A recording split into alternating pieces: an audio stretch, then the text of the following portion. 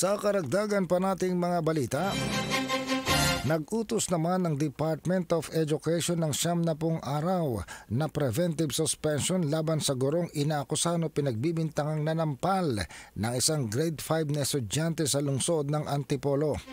Ito naman ang sinabi ni DepEd Undersecretary at DepEd spokesperson Michael Powa sa pahayag niya kahapon. Pero hindi raw sila makapagbibigay ng karagdagang detalye dahil may administrative proceedings pang ginagawa. Preventive suspension lamang ang 70 araw, sabi pa ng tagapagsalita ng DepEd. Sa usaping ito, isang 14 years old na bata, Francis J. Gumikib,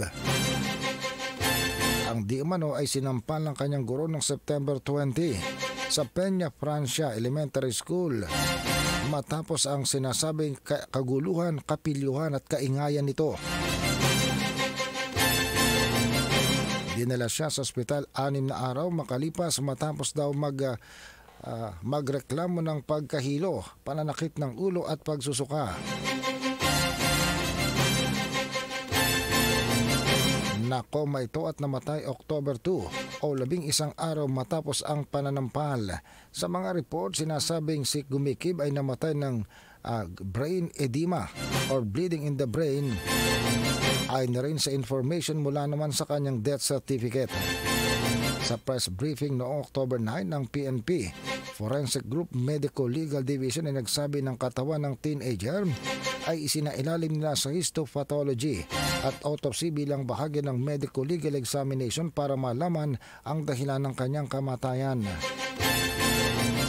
Minamadali daw nila ang kanilang pag-aaral. Baka sa loob ng linggong ito ay makapagbigay sila. Pero hindi rin naman aabot ng 30 araw ang kanilang ginagawang autopsiya. Sinabi rin ng pulisya na detect nila ang pulmonary tuberculosis sa baga ng bata.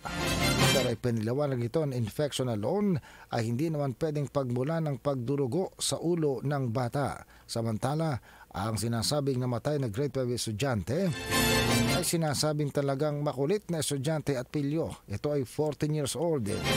Ibig sabihin,